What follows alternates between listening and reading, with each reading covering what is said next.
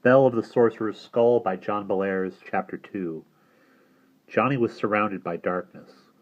Not the darkness of a small room, but an immense well of blackness. It was as if he were standing in a great hall or a cathedral. Before him, like a window in the night, was a lighted room. It was small and seemed very far away, yet somehow he could see every detail. It was like the dollhouse room in the old clock, but it was a real room in a real house. It was night, and Johnny could see snow falling outside the window at the back of the room. The oil lamp on the table was lit, and a fire burned in the white marble fireplace. The figure in the room was like a doll, but it was like the doll, but it was a living man, an old, distinguished-looking gentleman with a gray beard and rimless spectacles. He was pacing back and forth before the fire, and he looked worried. As Johnny watched, he sat down in the leather chair by the table, picked up the Bible, and began to leaf through it. Eventually he found a part that interested him, and he settled down to read.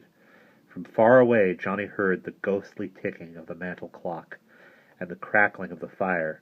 The old man read for a while, and soon grew tired. He took off his glasses and slid them into the case on the table.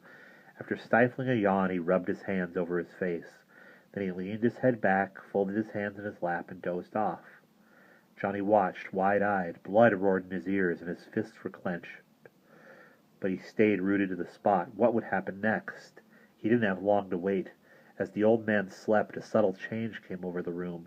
The flame in the oil lamp grew dim and dwindled to a blue point. The fire in the fireplace died, as if some unseen force were smothering it, and then a door in the rear wall of the room began to open. The light that fell through the doorway was cold, pale, and wavering.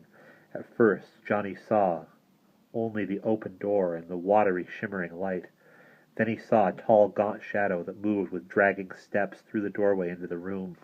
The light was poor, and so Johnny could not tell much about the shape, except that it was fearfully thin, and appeared to be wearing ragged clothes. As he watched, the shape moved toward the sleeping man and hovered over him. The old man opened his eyes and looked up, and Johnny heard him scream. It was a thin, wailing sound that seemed to come from far away, and it chilled Johnny to the bone. The old man shrank back in his chair as the gaunt, menacing figure bent over him. It stretched out a long, thin hand and covered the old man's face, and then the old man began to struggle and writhe. Frantically he tried to push the hand away, but his struggles got weaker and weaker, and finally he lay still, slumped back in the chair. A pause, and the figure took its hand away from the old man's face, bent over and peered horribly close, as if he were trying to make sure that the man was really dead. Finally the shadowy form straightened up, shuffled toward the door, and went out. Immediately the scene went black, and Johnny was left alone in the dark, cold workroom, listening to the wind that keened and moaned around the corners of the ancient inn. For a long time Johnny cowered in the dark, wide-eyed and wondering. He was awed and frightened by what he had seen. But what was it that he had witnessed? It looked like the murder of Professor Childermass's granduncle. If that was it, who had the murderer been? Was it a ghost who had snuffed out the life of the old man? And finally, Johnny asked himself this question. Why had he, John Dixon, been brought down here to see this strange ghostly drama? Was he supposed to warn the professor about something? And if so, what? Johnny had no answers for any of these questions.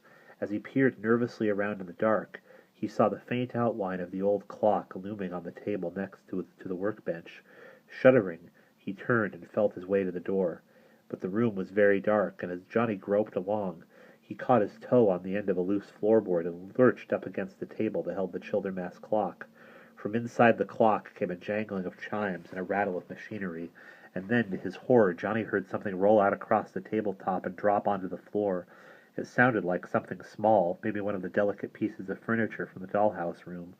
Filled with guilt and worry, and already making up apologies in his mind, Johnny dropped to his knees and began scrambling around on the floor with his hands. His fingers closed over something small and round, like a marble. Pulling himself to his feet, Johnny took a step toward the dark clock. But shouldn't he switch the light on so he could see what he was doing? Turning, Johnny took a few stumbling steps toward the door, and then, strangely, instead of trying to find the light switch, he grasped the doorknob, opened the door, and stepped out into the hall. With the door closed behind him, Johnny leaned against the wall, breathing heavily, and opened his hand. The light out here in the hall was dim, but he could see what he had. The skull with an odd, fascinated expression on his face. Johnny turned the grotesque little object over in his hand. Then, with a sudden motion, he shoved the skull into his bathrobe pocket and padded on down the hall. Johnny did not get any more sleep that night. He went back to bed, but he tossed and turned and kept glancing nervously at the door of his bedroom. If it had suddenly begun to open, he was sure that he would have gone out of his mind with fear. But the door stayed shut, and Johnny lay there fretting and listening to the wind. He thought about what he had seen and about the tiny toy-like skull that he had stolen. It was in the pocket of his corduroy pants now, where he had stuffed it for safekeeping. Why didn't he want to give it back? Johnny couldn't say, but he did know one thing. When dawn came, he was very glad to see it. Later that morning, Johnny and the professor were down in the dining room of the inn having a wonderful wintertime breakfast, pancakes and sausage and hot coffee. But Johnny was not eating much of it. He felt totally socked. There were dark circles around his eyes, and his face felt prickly.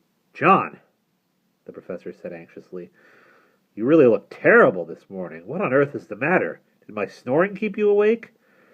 Johnny put down the piece of sausage that he was toying with and glanced warily at the professor. He realized that he ought to tell his friend what had happened last night. It was a strange and unlikely tale, but he was sure the professor would believe him, and it would get an incredible load off his chest. Nervously, Johnny stuck his right hand into his pants pocket. His fingers twiddled with the ivory skull, and he opened his mouth to speak, but something unexpected happened. He found that he couldn't talk. His jaw shuddered, and he struggled, but nothing came out. There was a pain in his chest, as if a band of steel were wrapped around his body, and someone were twisting it tighter. Finally, Johnny stopped trying. He slumped back in his chair. Exhausted, sweat was streaming down his face, and he was scared half out of his mind. The professor was stunned. "My Lord, John!" he exclaimed. "What in heaven's name is the matter? I've never seen you like this before. Do you want me to call a doctor? What should I do?" Johnny didn't know what to say. He didn't even know if he could say anything, but the pain in his chest had gone, and he was breathing more easily. He was feeling better because he had stopped trying to tell the professor about the vision he had seen. Frightened, Johnny knew he had to yield to this spell, or whatever it was that had been cast on him. I guess it was just heartburn or something like that," he muttered faintly. He closed his eyes, took out his handkerchief, and mopped his forehead. I'm sorry I scared you," he added. The professor was still quite concerned. He had seen cases of food poisoning when he was in the army, and he knew it could be fatal. He was ready to go out to the kitchen and give the cook a severe talking to, but Johnny insisted that he was okay, and so the two of them went back to eating. After an uncomfortable silence, Johnny spoke up again. "How's your car doing?" he asked. "Is it wrecked, or can we go home in it?" The professor made a sour face. "Ah, yes, my car. Well, I went over to Finsterwald's garage before breakfast, and they told me I could stagger on home with it. They said I might get picked up for having only one headlight, but considering all the one-eyed cars I've seen driving around in the last year, I will be very put out if the cops stop me. Yes, it's drivable, but the bill for the towing and the etc. is not pretty. It's not pretty at all, however, I suppose it must be paid." The professor's voice trailed off. He leaned forward and stared hard at Johnny. "Are you sure you're okay? You're in my care while we're on this trip, and I'd feel awful if something happened to you. Please be honest with me if you're feeling ill. I'll take you to a doctor and have you checked up." Johnny really got flustered this time. He did not want to be taken anywhere for a checkup, so he gritted his teeth, smiled in what he hoped was a reassuring way, and forced himself to eat 2 mouthfuls of pancakes and syrup. "Yeah, I'm all right," he mumbled as he chewed. "Let's not talk about it any more, okay?" After they finished their meal, the professor went out to the front desk to settle the bill, and Johnny went upstairs to the bedroom to get their suitcases. Then the two of them got ready to stump off through the snow to Finsterwald's garage to fetch the poor battered Pontiac so they could drive home. And we'll pause there.